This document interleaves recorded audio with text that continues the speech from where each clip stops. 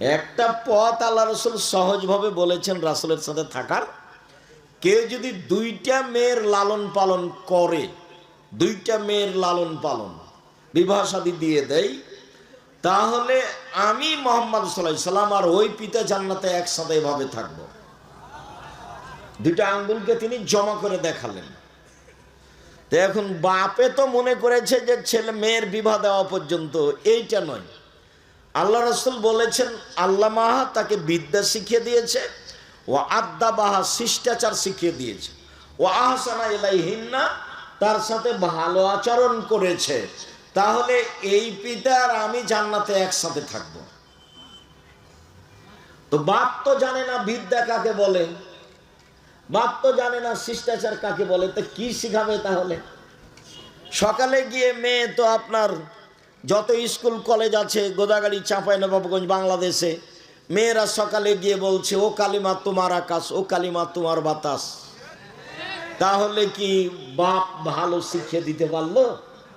সকালে মেয়েকে বলছে তুই বল যে আল্লাহ এক নয়, কালিমাও আল্লাহ। নাউজুবিল্লাহ। মেয়ে এখন সকালে গিয়ে বলছে কালিমাও আল্লাহ, কালিমা বাতাস দিতে পারে, কালিমা ঝড় বৃষ্টি দিতে পারে, কালিমা কল্যাণ দিতে পারে। তো ঝড় বৃষ্টি কল্যাণ কে দিতে পারে? আল্লাহ। তো মেয়ে যে বলছে স্কুলে গিয়ে যে কালিমার আকাশ, কালিমার বাতাস। ছেলে মেয়ে জাতির কল্যাণের জন্য মানুষ করেন, এভাবে মানুষ করছেন কেন? ওকে চোর বানাচ্ছেন, প্রতারক বানাচ্ছেন, ধোঁকাবাজ বানাচ্ছেন। বিদ্যা বুঝতে পারলেন না কাকে বলে? শিষ্টাচার। আপনি তো নিজেও জানেন না শিষ্টাচার কাকে বলে, তো মেয়েকে কি শিষ্টাচার শিখাবেন? বলেন এটা কি জায়গা? জায়গাটার নাম কি? মাটি কাটা। আর এই মাঠটা হচ্ছে মাটি কাটা কলেজ মাঠ। তো এখানে আশেপাশে যেসব বাড়ি আপনাদের মেয়েরা যারা এসেছে, যারা ঢং ঢং করে চলে গেছে, এরা সবাই ধরেন যে আপনার মেয়ের নখটা বড় আছে, বলেন এটা কোন শিষ্টাচার? নখে নেইল পালিশ আছে, বলেন এটা কোন শিষ্টাচার? ইহুদি খ্রিস্টানদের পতিতালয়ের মেয়েরা নখে নেইল পালিশ দেয়। ইহুদি খ্রিস্টানদের পতিতালয়ের মেয়েরা নখে নেইল পালিশ দেয়। ইহুদি খ্রিস্টানদের পতিতালয়ের মেয়েরা নখে নেইল পালিশ দেয়।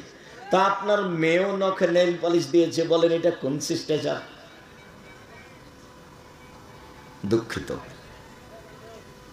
ভ্যানিটি ব্যাগ নিয়ে সাজগোজ করে ঘুরে বেড়াচ্ছে, আজও ঘুরে বেড়াচ্ছে, দোকানপাটে এদিকে ওদিকে ঘুরছে, বলেন এটা কোন শিষ্টাচার?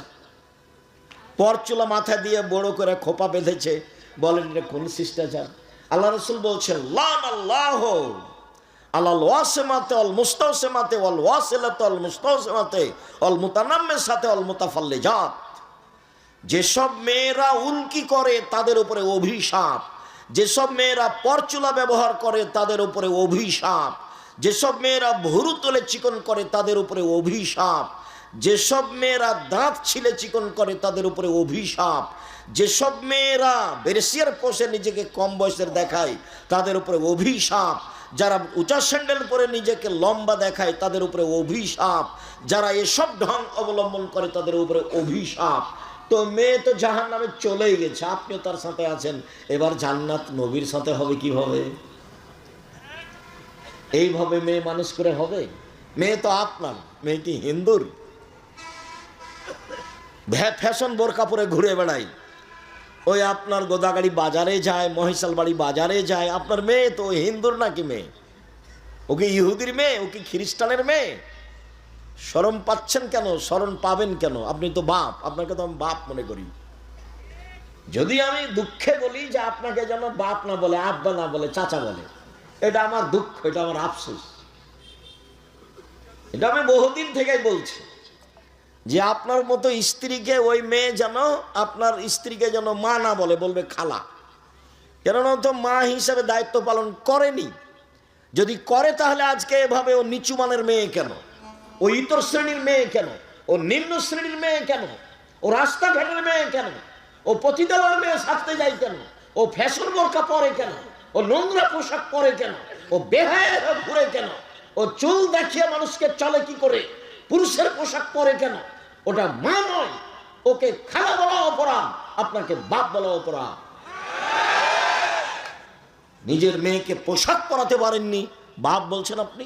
কি হিসেব আপনি বলেন? আব্দুর রাজ্জাক সাহেব, আমার 2টা মেয়ে আছে, লালন পালন করেছি, বিবাহ দিয়েছি, তাহলে আমিও নবীর সাথে থাকবো? কথা তো ঠিক, কিন্তু মেয়ের যা অবস্থা তো জাহান্নামে চলেই গেছে। ইয়া মাসার নিসা তাসাদদাকনা ফাইন উরিতুকুন্না আকসালাহানিন নারে।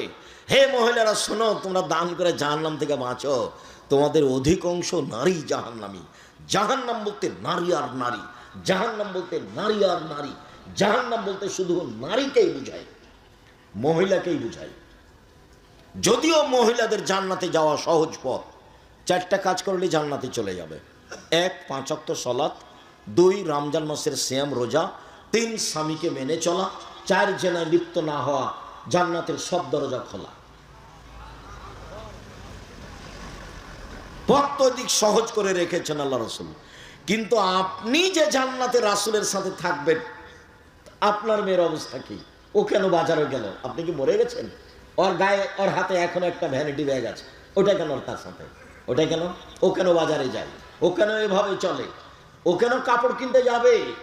ওর বাপ মরেছে, ওর শ্বশুর মরেছে, ওর ভাই মরেছে, ওর বোনের ছেলে মরেছে, ওর ভাইয়ের ছেলে মরেছে, ওই একাই দুনিয়াতে থাকে, ও যায় কেন?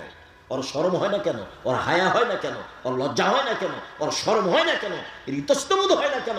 ও নিজেকে মনে করে না কেন যে আমি মহিলা? যে মনে করে না কেন? কেন মনে করে না?